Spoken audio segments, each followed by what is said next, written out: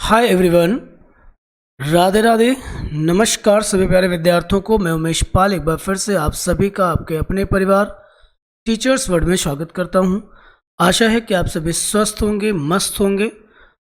चलिए शुरू करते हैं आज की क्लास को बिना किसी देरी के।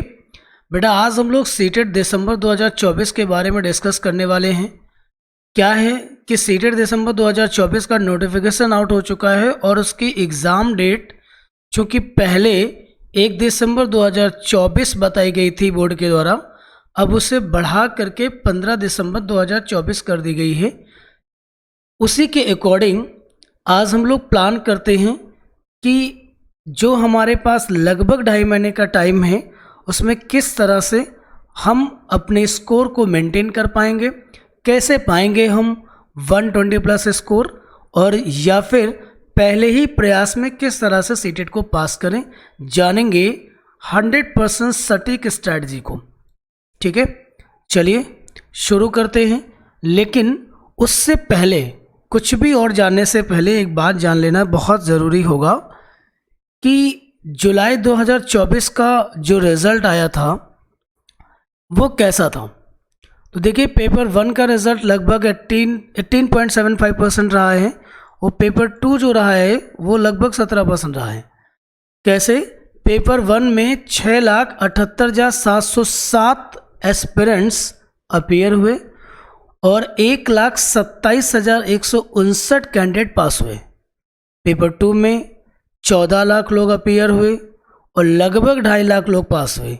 मतलब आप देख रहे हो ना, पेपर में ऐसा क्या था, जब नेगेटिव मार्किंग नहीं है आप पूरे क्वेश्चंस अटेम्प्ट कर सकते हो, तो फिर 14 लाख लोगों में से 2.5 लाख लोग, मतलब इतना कम रिजल्ट कैसे? इसका मतलब है कि कहीं ना कहीं हमारी स्ट्रैटेजी फेल रही जिस तरह से हमने तैयारी करी है।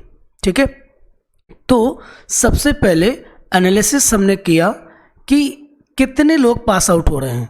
इसका मतलब है कि अगर प्लान कहीं से भी वीक हुआ तो फेल होने के चांसेस बढ़ जाएंगे। ठीक है, आइए जानते हैं कि नेक्स्ट 70 डेज का प्लान क्या हो सकता है। तो बड़ा सिंपल प्लान होगा बच्चा। आप सिलेबस को समझें और एग्ज़ाम पैटर्न को समझें और दोनों को कोऑर्डिनेट कर दें। ठीक है, बस हो गया आपका सीटेट, और यहीं से मिल जाएंगे आपको 120 मार्क्स प्लस मिलेंगे, कम नहीं आएंगे। समझ रहे हैं? क्या ध्यान देना है? एक्चुअली आप कई बार सिलेबस को ठीक से समझते नहीं। बहुत सारे विद्यार्थी सिलेबस का मतलब समझते हैं वो जो 5 सब्जेक्ट लिखे होते हैं। एक्चुअली सिलेबस को डेप्थ में अगर आप नहीं समझोगे, डीपली नहीं समझोगे, आप क्वेश्चंस के लेवल और पैटर्न को नहीं समझोगे तो सिलेबस को जाना क्या फिर। और दूसरी बात है, ये एक दूसरे के पूरक हैं, कॉम्प्लीमेंट हैं। अगर किसी भी विषय का, किसी भी परीक्षा का आप सिलेबस एनालिसिस करते हो तो बच्चा पैटर्न वहीं से निकल के आता है। आप समझ रहे ना? तो जानेंगे क्या होता है सिलेबस, जानेंगे क्या है एक्चुअली एग्ज़ाम का पैटर्न, और दोनों को समझ के कंबाइन करेंगे और अगले 70 डेज़ के प्लान में इसको हम सेट करेंगे, एग्जीक्यूट करेंगे, आएंगे ना नंबर हमारे 120 प्लस। बिल्कुल भी परेशान नहीं होना है।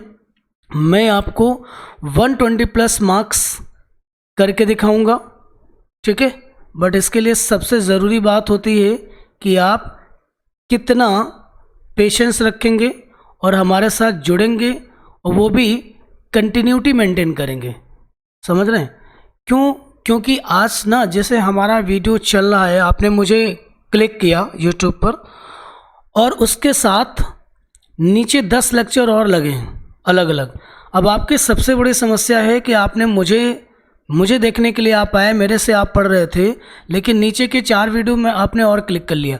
तो कहने का मतलब ये है कि आपके अंदर डेविएशन हो गया, आप भटक गए। आप थोड़ा सा मुझे देखा, थोड़ा सा किसी और को देखा, थोड़ा सा किसी और को देखा, आप टाइम भी खर्च कर चुके हैं, आप बोर भी हो चुके हैं। कई बार ऐसा होगा, ऐसा करने से आपको लगेगा कि नहीं यहाँ नहीं ठीक है, यहाँ ठीक है, आप डिसाइड ही नहीं कर पाओगे। तो 70 डेज का प्लान आपका मिस हो जाएगा। ठीक है, तो जहाँ भी पढ़ें लग के पढ़ें, कंटिन्यूटी ज़रूरी है। आप जहाँ ठीक लगता है आपको वहीं रुके, लेकिन सिर्फ उन्हीं को पढ़ें फिर। ठीक है, आइए एग्ज़ाम पैटर्न को समझते हैं कैसा होता है। तो इसमें टोटल क्वेश्चंस जो होते हैं वो 150 होते हैं, 150 मार्क्स के लिए। ड्यूरेशन आपका 2.5 आवर्स मिलता है, मतलब 2.5 घंटे का होगा। कम समय नहीं है, लेकिन परीक्षा के लिए कम समय इसलिए है कि काफ़ी डिस्क्रिप्टिव क्वेश्चंस आते हैं, इस वजह से टफ है। नेगेटिव मार्क्स इसमें नहीं होगा। मॉड आपका पिछले वर्ष से ऑफलाइन हो चुका है। क्वालिफाइंग नेचर एग्ज़ाम है और क्वालिफाई करने के लिए आपको सिर्फ और सिर्फ 90 मार्क्स चाहिए होते हैं आउट ऑफ 150। ठीक है, तो ये हो गया आपका एग्ज़ाम पैटर्न। जानते हैं कुछ और, सिलेबस को समझते हैं। सिलेबस में क्या क्या चीज़ें आएंगी, कौन कौन से सब्जेक्ट आएंगे, उन चीज़ों को बच्चा हम लोग देखेंगे। आइए देखिए, पेपर 1 हो या पेपर 2 हो, कुछ सब्जेक्ट आपके हैं जो कॉमन हैं। जैसे आपका ये CDP जो है वो कॉमन है। आप पेपर 1 दें या 2 दें, अगर आपने थ्योरी को, कंटेंट को ठीक से समझा है, क्वेश्चंस की प्रैक्टिस करी है, तो ऐसा नहीं है कि आप पेपर 1 देने जा रहे हैं तो आपको लाइट क्वेश्चन पढ़ना है, पेपर 2 दे रहे हैं तो थोड़ा सा और अच्छा डेप्थ में क्वेश्चन पढ़ना है। पेडागोजी को डेप्थ में ही पढ़ा जाना चाहिए। आप क्यों सोचते हो कि नहीं CDP अलग हो जानी है, पेपर 2 है तो वो थोड़ा सा अच्छा लेवल हो जाएगा, ऐसा कुछ नहीं होता है। समझ रहे ना? हाँ, थोड़ा बहुत 19-20 का फ़र्क होता है, तो उससे आप फ़र्क महसूस भी नहीं कर पाओगे। ठीक, कई बार पेपर 1 की CDP थोड़ा सा टफ रही हो, पेपर 2 की ईजी भी रही है, तो ये डिपेंड करेगा कि किस तरीके से क्वेश्चन पूछा जा रहा है। इसलिए CDP दोनों की आपकी बिल्कुल सेम होगी, कोई अंतर नहीं होगा। और क्या सेम होगा? आपकी लैंग्वेज, माना कि लैंग्वेज फर्स्ट आप हिंदी ले रहे हो, लैंग्वेज 2 आप इंग्लिश ले रहे हो, तो दोनों में कोई फ़र्क नहीं है। आप चाहे पेपर 1 पढ़ें या पेपर 2 पढ़ें, हिंदी दोनों का सेम होगा और इंग्लिश भी दोनों का सेम होगा। कोई डिफरेंसेस नहीं होते हैं। आप हिंदी को पढ़ रहे हो, हिंदी की प्रैक्टिस कर रहे हो, तो ऐसा थोड़ी ना कि पेपर 1 देने जा रहे हो तो सिर्फ पेपर 1 का क्वेश्चन ही पढ़ो, पेपर 1 वाला क्वेश्चन आपका पेपर 2 में कहीं नहीं आएगा, ऐसा कुछ नहीं है। ठीक है, तो देखा जाए तो पास होने भर के लिए आपका नंबर सेम है, CDP 30, लैंग्वेज दोनों मिलाकर के 60। अगर कुछ स्विच कर रहा है वो ये है कि पेपर 1 में आपका EVS होना है 30 नंबर का और मैथ्स होना है। इधर क्या है, पेपर 2 में जिनका जो आर्ट स्ट्रीम के स्टूडेंट्स हैं उनको SST मिलेगा 60 मार्क्स का, जो साइंस स्ट्रीम का स्टूडेंट हैं उनको साइंस एंड मैथ्स मिलेगी 60 मार्क्स की। समझ रहे हैं? तो देखा जाए कि साइंस बैकग्राउंड के स्टूडेंट्स की मैथ्स भी सेम आ जाएगी। थोड़ा सा लेवल अप हो जाता है पेपर 2 में, लेकिन इतना नहीं। अगर आपने मैथ्स को ठीक से पढ़ा है तो ऐसा भी नहीं है कि आप अटेम्प्ट नहीं कर पाओगे ठीक ठाक। समझ गए? तो आपको कुछ इस तरह से चीज़ों को पढ़ना है। दोनों में ही 150 नंबर आने हैं, 150 क्वेश्चंस होने हैं, सेम टाइम आपको मिलना है। ठीक है, बस शिफ्ट चेंज हो जानी है, सेम शिफ्ट पे दोनों एग्जाम नहीं होने हैं। ठीक है, तो ये हो गया पेपर 1 और पेपर 2 के एनालिसिस। तो इसलिए आपको कुछ सब्जेक्ट हैं, पास होने भर के लिए आपको अलग से कुछ नहीं पढ़ना है, सेम पढ़ना है।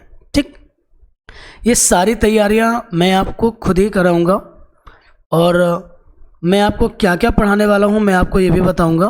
पहले समझ लेते हैं, जस्ट 2 पॉइंट्स में हम लोग समझेंगे कि कैसे तैयार करें 120 प्लस के लिए। तो मैं फिर से समझूंगा कि बिना सिलेबस को समझे आप आगे नहीं बढ़ेंगे और सिलेबस के अकॉर्डिंग आप अपनी पढ़ाई करेंगे और PYQs करेंगे। प्रीवियस ईयर्स क्वेश्चंस करना बेहद इस एग्ज़ाम के लिए ज़रूरी है। आपको मॉक टेस्ट तब लगाने हैं बिल्कुल लास्ट में। मैं तो कहूँगा कि मॉक टेस्ट की कोई ज़रूरत भी नहीं पड़ेगी आपको, अगर आपने बहुत ठीक से कंटेंट पढ़ा है और PYQs कर लिया है। इतने से ही आपका काम हो जाना है। आपको मैं जो ये लिख रहा हूँ ना, इससे कहीं ज़्यादा स्कोर कर जाओगे आप। ठीक है, तैयारी कैसे करें समझते हैं। इसमें सबसे ज़्यादा ज़रूरी आ जाता है, वैसे सभी परीक्षाओं के लिए ज़रूरी होता है कि कुछ चीज़ें हमें करनी होती हैं, कुछ नहीं करनी होती, लेकिन यहाँ पे काफ़ी बारीकी से चीज़ों को ध्यान में रखना है। क्या नहीं करोगे आप, जो अक्सर स्टूडेंट करते हैं, आप नहीं करोगे क्या, आप अवॉइड कीजिएगा रोट लर्निंग को। किसी भी विषय को आप रट्टा मत मारो। यहाँ जो कुछ भी आप रट्टा मारोगे वैसा परीक्षा में कुछ नहीं आएगा, क्योंकि ये रोट लर्निंग से बिल्कुल हटके है। कॉन्सेप्चुअल एग्ज़ाम है आपका, ये कॉन्सेप्ट बेस्ड है। किसी भी सब्जेक्ट के कॉन्सेप्ट और पैडागोजी को अगर आप नहीं जानते हो तो नहीं हो सकेगा, और पैडागोजी को रटा नहीं जाता। दूसरा, ग्रामर को आप बिल्कुल नहीं पढ़ेंगे। जैसे लैंग्वेज आप चूज़ कर रहे हो, लैंग्वेज 1 और 2, सपोज दैट हिंदी और इंग्लिश, तो उसकी ग्रामर नहीं पढ़नी है। और अक्सर स्टूडेंट क्या करते हैं कि ग्रामर पढ़ना शुरू कर लेते हैं। ग्रामर आती ही नहीं है। ग्रामर जितनी आती है उतनी आपको पहले से पता होती है, तो उसके लिए पढ़ने की ज़रूरत ही नहीं पड़ती। ठीक है, फिर अब आप सोच रहे होंगे कि ग्रामर नहीं पढ़ेंगे तो क्या पढ़ेंगे, तो मैं बताऊंगा। ग्रामर नहीं पढ़ेंगे तो क्या पढ़ेंगे, कॉम्प्रहेंशन पढ़ेंगे और पेडागोजी पढ़ेंगे। नेक्स्ट पॉइंट सबसे ज़रूरी है कि डेविएशन फ्रॉम सिलेबस, मतलब सिलेबस से अगर आप भटके तो बात तो वही हो गई कि ना कि हम रास्ता ही भूल गए। माना कि मुझे कानपुर से लखनऊ जाना है और हाईवे पे खड़ा हो गया मैं भूल गया कि लखनऊ जाने के लिए रास्ता कौन सा है। कभी कभी आप जानते होंगे ना कि जैसे आप एग्ज़ाम देने जाते हो, सेंटर ढूंढते हो आप, सीटेट में जैसे आप एग्ज़ाम देने गए और सेंटर ढूंढ रहे हैं, तो कई बार हमें सेंटर तक पहुंचने के लिए बहुत प्रयास करना पड़ता है, रास्ते भूल जाते हैं और हमें जगह जगह पूछना होता है। तो वो रास्ता भटकना मतलब सेंटर पर उतना ही टाइम लगना, उतना ही लेट पहुंचना। ठीक है, साथ में मेंटल स्टेटस तो बिगड़ता है। तो कहने का अर्थ ये हुआ कि अगर आप सिलेबस से भटके तो परेशानी हो जाएगी भैया। न्यू पैटर्न को समझना है, किस तरीके से इसको पढ़ा जाना है। और आजकल न्यू पैटर्न पे है ना वो असर्शन और रीजनिंग वाले क्वेश्चंस बहुत ज़्यादा बढ़ चुके हैं, इसलिए आपको कॉन्सेप्ट जानना बहुत ज़रूरी है। अगर आप उन प्रश्नों को बहुत अच्छे से करना चाहते हैं तो साफ है कि आपको कंटेंट पता होना ज़रूरी है, आपकी एनालिसिस ठीक होनी चाहिए। ठीक है, आइए करोगे क्या ये देख लो। एनसीईआरटी पढ़ेंगे। देखिए, जो पेपर 1 देने जा रहे हैं वो ईवीएस में आप एनसीईआरटी पूरा पढ़ें। ठीक है, अगर बाकी सब्जेक्ट्स आप नहीं कर पा रहे हो, और कम से कम साइंस आप 6 to 8 पढ़ लें। जो पेपर 2 साइंस बैकग्राउंड या एसएसटी का बैकग्राउंड है आपका, तो फिर आप एसएसटी को 6 to 8 पढ़ लें। एनसीईआरटी से ही क्वेश्चन बनता है, कहीं बाहर से नहीं बनेगा। आप एनसीईआरटी पढ़ लो, आपका वो कंसर्न सब्जेक्ट आपका कंप्लीट, कुछ नहीं करना होगा आपको। Second part, previous questions. इस समय एग्ज़ाम चेंज हुआ है, उसका पैटर्न चेंज हुआ है, इसलिए आप बहुत पीछे से लगाने की ज़रूरत नहीं है पीवाईक्यूज़ को। आप 2020 से 2024 कर लीजिए बस। लेकिन अगर आप फ्रेशर हैं तो 2020 से पहले के भी क्वेश्चन कर लो, इसलिए ताकि वहाँ से अभ्यास होगा। मॉक टेस्ट लगाने से बेहतर है किसी भी कंपनी का आप पीछे के प्रीवियस पेपर पढ़ लो। ठीक है, जितना पीछे जा सकते हो, 2015, 16, 17, 18 और भी जा सकते हो, 12, 11, समझ लो ना। तो अगर आप ऐसा कर सकते हैं तब, लेकिन अगर आप थोड़ा बहुत भी तैयार हैं, कंटेंट को पढ़ लिया है, एनसीईआरटी आपने सीख ली है, तो आपके लिए प्रीवियस सिर्फ 2020 से 24 ही इनफ है, क्योंकि एग्ज़ाम यहीं से बनना है। ठीक है, पैसेज प्रैक्टिस कर लें, पैसेज की प्रैक्टिस कर लें, ये आपके लैंग्वेज से काम आएगा। जो कुछ पढ़ें वो सिलेबस के अकॉर्डिंग पढ़ें, है ना। जहाँ से भी पढ़ें देख लें कि क्या अध्यापक सिलेबस के अकॉर्डिंग पढ़ा रहे हैं कि नहीं पढ़ा रहे हैं। कहना आसान होता है कि मैं 20 दिन में आपको 140 दिला दूंगा, 130 दिला दूंगा, आप अपने जेब से थोड़ी दिला देंगे। कुछ लोग कुछ प्लेटफॉर्म तो ऐसी बात करेंगे जैसे पेपर खुद ही सेट करेंगे। ऐसा कुछ नहीं है, ना भटकाइए ना बच्चा भटकिए, करना आपको है, आपको ही एग्ज़ाम देना है। किसी भी अध्यापक को एग्ज़ाम नहीं देना है, मुझे भी नहीं देना है, देना आपको है। अगर आप कंसिस्टेंटली मेरे साथ जुड़ेंगे तो ये ज़रूर है कि आपको मैं ट्रेन करने में कोई कसर नहीं छोड़ूंगा, ठीक है। नेक्स्ट आते हैं, give enough time to practice. Most important है ये। आप प्रैक्टिस को समय नहीं देते हैं, और इस एग्ज़ाम के लिए जो रीढ़ है, जो बैकबोन है, वो प्रैक्टिस है, ठीक है। तो कई बार इसमें उतना पढ़ा जाना ज़रूरी नहीं है जितना प्रैक्टिस की ज़रूरत है, तो इसको करना है। साथ में टाइम मैनेजमेंट करने के लिए आप ओमार को भी प्रैक्टिस करते रहें। कहीं से भी परचेज़ कर लीजिएगा, या आप सीटेट की वेबसाइट से जा कर के आप देख लें, है ना। वहाँ से आप अपनी ओमार को निकाल लें, डाउनलोड कर लें और उसका प्रिंट आउट ले लें। आराम से कुछ 10-20 प्रैक्टिस कर ही लो, क्योंकि ज़रूरी है। वहाँ पर अगर आपने पेपर को ठीक अटेम्प्ट किया तो कई बार आप ओमार फिलिंग में गड़बड़ कर जाते हो, इस वजह से भी आपका स्कोर कम हो जाता है, ठीक है।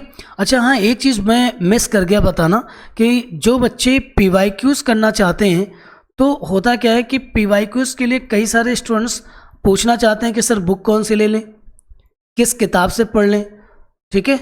वैसे किताब से आपको पढ़ने की ज़रूरत नहीं है। सीटेट की वेबसाइट पर जाएंगे, पुराने क्वेश्चन पेपर्स वहाँ से डाउनलोड कर लेंगे, वहाँ से आंसर कीज भी आपको मिल जाएंगी, ठीक है, वहाँ से कर लेंगे।